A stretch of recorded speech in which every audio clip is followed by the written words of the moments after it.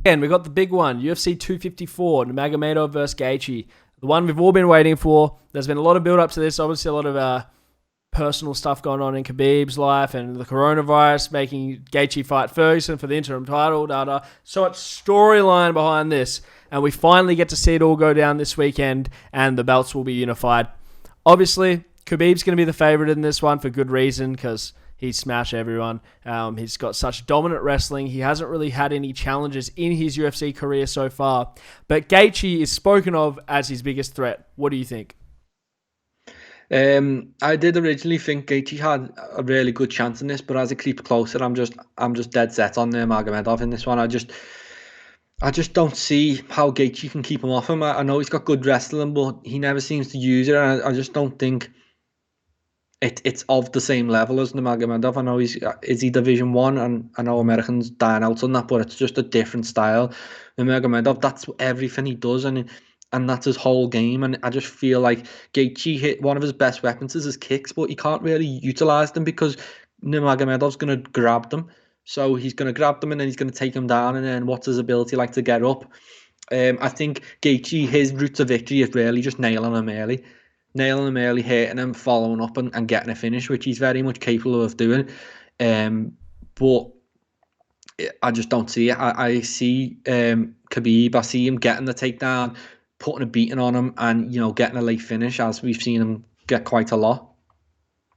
Khabib truly is the Mayweather of MMA. I mean, like, he's undefeated. Everyone knows what his style is. No one can stop it. The biggest difference and the biggest testament to Khabib's just ability is that in boxing, there's only one realm the fight can be in, which is the striking. Whereas in MMA, Khabib's wrestling so high level, but his striking has to be decent as well to keep these strikers from finishing him on the feet. And I think as far as the wrestling goes, Gaethje is a very, very talented wrestler. I've not seen him wrestle, so I'm taking this from what other people have said. Even if he's a Division One All-American, whatever it is, they wrestle in the middle of the mats, right? So if he can keep this fight in the middle of the cage, he can stuff those takedowns. I have no doubt he can stuff the takedowns in the middle of the cage. But he doesn't wrestle against a cage in like college wrestling or anything. So if Khabib can push him to the cage, he's going to struggle a lot. And I think that's where Khabib's going to take it. He'll probably shoot in the open, and he'll hopefully push him to the cage, grab a hold of his legs, pull his legs out from under him, do the little triangle thing he does on his legs to lock him down, and just go from there. And I heard Gaethje saying in an interview before coming up to this, I think it was with Brett Okamoto, I could be wrong, but he was saying that if he gets put on his back, he's going to be stuck there. And if you're saying that, like, how is someone who's watching this fight meant to have confidence in his ability to get out of that position? I understand what he meant by that. He meant that he's not going to be put on his back. He's going to turn to his knees and try and get up. And I think that's what we'll see. I think if Khabib gets him to the ground, he's not gonna settle to be on his back. He's gonna turn to his knees, and Khabib's gonna take his back. Can he get up? We'll see. I do expect Khabib to find the finish in this one, and I expect it to be by submission. And if I had to pick a round, I'd say the second round. But if Gaethje's to win this, which he definitely could, it'll be a stand-up exchange where he catches him and puts him away. But Khabib's striking is very, very good. He doesn't get much credit for it, but he is a good striker. He might not be someone who's going to put you away on the feet, but he's very talented at not getting hit. When's the last time we saw him got hit? Against Poirier. Did Poirier finish him? No. He was able to move backwards, recompose himself, shoot in for the takedown, and get a submission. So I expect to see Khabib dominate this one. Yeah, I do think Gaethje, he's getting a lot of hype going into this one, and he got that one punch power, which does make him a really big threat. But I think he lacks some things in terms of submission threats and off his back. What's he going to be like? I think Tony Ferguson is still the biggest threat because I think he'd be relentless off his back. I think he'd be attacking for subs, he'd be throwing elbows, he'd be doing a lot. I don't know what Gaethje's going to be doing. I think he'll just be scrambling, trying to get to his feet and failing pretty much. I think Khabib's going to be able to get him down, and I think Gaethje is as tough as they come, so he'll hang in there for as long as possible. Eventually, he'll succumb and he'll get submitted like a lot of people do. So I'm not writing him off. I do think he's got a chance. I think he's got a chance in the first and second round. Even if he gets battered the entire first round, the fight stands back up. We go out for second round and he can nail him. And I do think, Gaethje's got one punch power. He can do it. I just don't see him doing it on it this weekend. I think someone will get Khabib eventually. He is one-dimensional. He does have his style, and someone will clock onto it eventually and beat him. It's just if he sticks around long enough for that to happen, because if he's talking 30-0 and let's get out of here, it'll be McGregor 2 or, Ferguson or GSP, and then he's done. So hopefully he sticks around long enough to actually get to see him get beat, because you want to see, these huge legendary champions taking on all comers, and I hope he sticks around after this, and it's going to be a great fight. It's still the biggest card of the year. It was meant to be a bit bigger, but it's still huge, and any night with Khabib is huge. And then also for us in Europe, it's prime time, so happy days. Yeah, and the last thing I'll say on Khabib's wrestling, not so much on Khabib's wrestling, on Gaethje's submission threats, and Ferguson as well. I'm a huge Ferguson fan, so in that matchup, I'm going to be biased all day. But as far as submitting Khabib goes, he doesn't give you the opportunity because he doesn't let you pull guard. He doesn't let you work your submission to guard. He'll hold your hand underneath you in the Dagestani handcuff or whatever. He'll take that base away from you. He'll sit in side control. He'll move to mount. But you can't really find many submissions from those positions. If he let Gaethje might not be a good example, but if he let Dustin Poirier pull guard against him, Poirier might have been able to throw up a triangle and an armbar. But it's not possible with Khabib's pressure and his ability to advance his own position. And he always seems to find the back, and he always seems to do it as the person is trying to stand up. They always turn their back to him, which is, I could see Gaethje getting caught in a rear naked choke there. If Gaethje was to submit him, I'd see it being a guillotine, because twice now we've seen Khabib get caught in guillotines. He hasn't been submitted, but against Dustin Poirier and against Rafael dos Anjos, both those fights, he got caught in a guillotine, and they just weren't able to finish it. But if someone's going to submit Khabib, it's going to be in a neck attack. And I think you're right, Ferguson is the biggest threat, mostly because of his neck attack game and the Darce chokes he throws out there. So shooting on him is very dangerous. You don't want to put your neck in. I just don't think Gaethje's going to be the one to submit him. But he could win by knockout, and that would be interesting. Last factor we'll speak on this fight is the wild card here. Michael Chandler's standing by. If either of these guys miss weight or have complications, he's stepping in to take on either guy. Who do you think is the easier fight for him? I know it's probably a simple question, but who would you prefer to see Michael Chandler fight if one of these fighters has fallen out? I'd prefer to see him face Khabib, because I'm pretty sure him and Justin, have similar level wrestling, but he utilizes it in MMA. Like, he hasn't just left it, in college. He's continued to use it in MMA, and he's someone who I respect as wrestling. And the way he's talking, he fancies himself as a wrestler, whereas as Justin openly admits that, I'm going to get taken down, and I might not be able to get back up. Whereas Chandler's saying, no, I'm going to take Nurmagomedov down. I'm the one who's going to be using my wrestling, and it's just that whole thing. So although on a piece of paper or wherever it says, Justin's this level of wrestler and Chandler's probably around the same, I think Chandler would have a better chance in the wrestling exchanges, and that's what I'm interested in seeing. But obviously he's not gonna, I don't think he's gonna be out. But then Justin's got the knockout power, so it's very interesting. I definitely prefer to see Chandler against Khabib. I think that's a really fun fight, but I'd much prefer to see Khabib against Justin. Hopefully that's the fight we get. Look, I didn't even think about that, but that's actually a good point you raise. I'm changing a little bit here.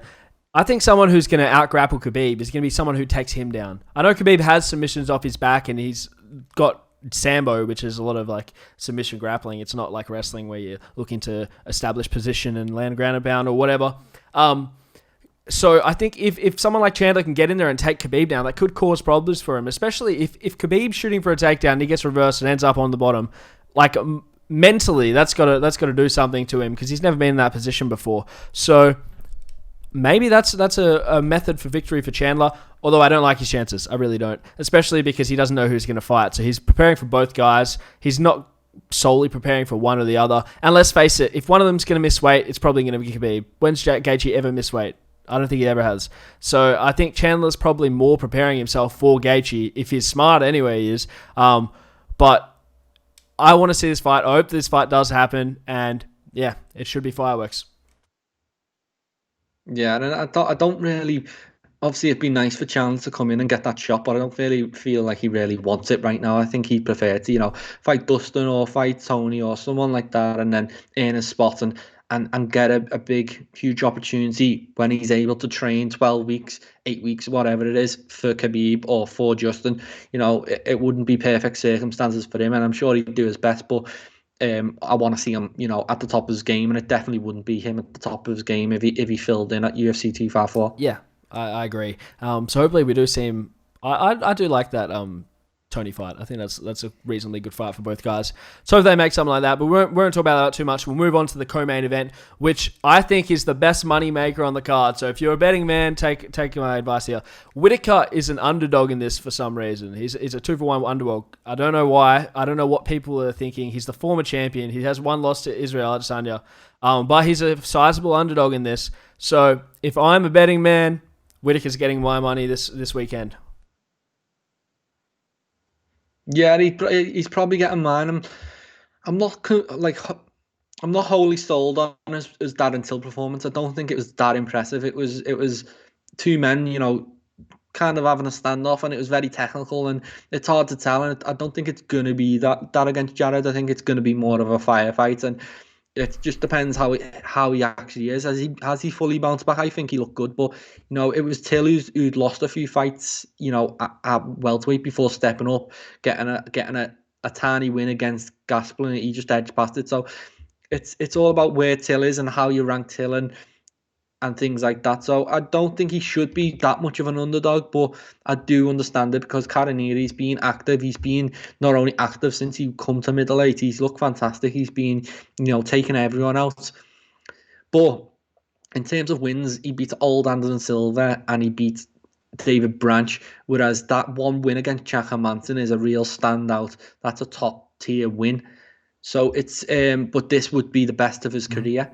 So for me, it's a 50-50 fight, and it's all about if Robert Whittaker is back to his best, championship level Robert Whittaker, I think he'll win. But if he's anything short of that, I expect Cannonier to rise to the occasion and win as well. So for me, it's a really 50-50 fight, and it's just one I'm just going to sit back and watch and, probably not put much money down because I'm not sure at all on who's going to take it. I disagree. I'm pretty sold on Whittaker in this one, and my reasoning for that is Whittaker's fought loads of these guys like Cannonier who are very aggressive and they come forward with the combinations to try to put you away. And he hasn't been finished by any of them. His finishes have come to technical strikers. Israel Adesanya and Wonderboy Stephen Thompson, the last two guys to finish him from memory. I could be wrong, but I think I'm right. Which are two guys who are both incredible counter strikers and very, very technical. And, I mean, Darren Till's a technical fighter himself, and he dropped to Whittaker, but Whittaker still outpointed him. And to me, that was a very impressive win because of Darren Till's a very great striker. Like, there's no two ways about it. Darren Till's an impressive striker, and for him to overcome him in that situation really showed the evolution in his game from the Stylebender fight. Not that I think he's ready to fight Stylebender again, but yeah, there's definitely evolution. And I think we've seen him fight people like Cannonier. Yoel Romero is not the best example of it because Yoel's a counter striker, but he's explosive and he comes forward in barrages, much like Cannonier. Yeah, Derek Brunson's the most similar fighter I can think of to Cannonier in their striking. Derek Brunson and Dan Cannonier both come forward with barrages of punches, both look for a finish. And what happened when Whittaker fought Derek Brunson? He found a finish himself. So I do expect Whittaker to find a finish on Cannonier at some point in this fight. And the other thing with Cannonier's record, his best win, like you said, to Hermansson. There's no arguing that. But Hermansson's not like a technical striker. He's not like some impressive striker. He's not bad. I'm not writing off his striking ability, but he's not known for his striking. He's known for his grappling ability and his ground and pound. Whereas Robert Whittaker is pretty impressive on the feet. I mean, his whole career, he's remained on the feet for the majority of it. I can't think of one fight where he's gone out with a wrestling game plan. So I think this is going to be a showcase fight for Whittaker. He's going to get a finish and he'll earn himself a title shot if Izzy's up for that fight. I am surprised to hear that he's the underdog heading in because I would have him my favourite. I think, just off everything he's done, how he looked good in his last fight, although I'm not too still sold on he's back to his best. I also think Cannonier's been finished a few times, and it all depends how highly you rate that Hermansson win, and it's made better by the fact that he's gone out and subbed Kelvin Gastelum straight after losing that fight. He's clearly still one of the best guys in the division. It's a really fun fight. It's just it really has such a say on what happens next. Like if Whittaker wins, I just don't see Israel wanting to fight him again. And I think then he moves up and maybe go challenges for light heavyweight title, something like that. But if Cannonier wins, I think he'll stick around a bit longer. So this fight's huge. It's got such huge implications on not just the middleweight title picture, but also the light heavyweight title picture and what happens there. So it's a huge fight. It's a great co-main event, and for me, it's a 50-50. I do give the edge to Whittaker just because I've seen him. He's one of the toughest guys you'll ever see in the sport. But Cannonier, he's looked great, so it's hard to write him off as well. It's just a really fun fight. Yeah, and to give Cannonier some credit, his losses have come to top tier guys. From memory, there's Glover Teixeira, Jan Blachowicz, and Dominic Reyes, the three last guys to finish him. I'm pretty sure, and they're both all top of the line light heavyweights. But Whittaker's former champ, he's obviously like top three. I don't know if you could. Yeah, I could say top two right now. It depends how he goes in this fight. But he's definitely one of the best middleweights in the world.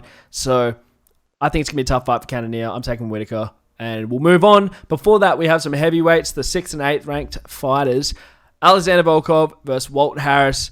Pretty much, in my eyes, technical striker versus knockout puncher.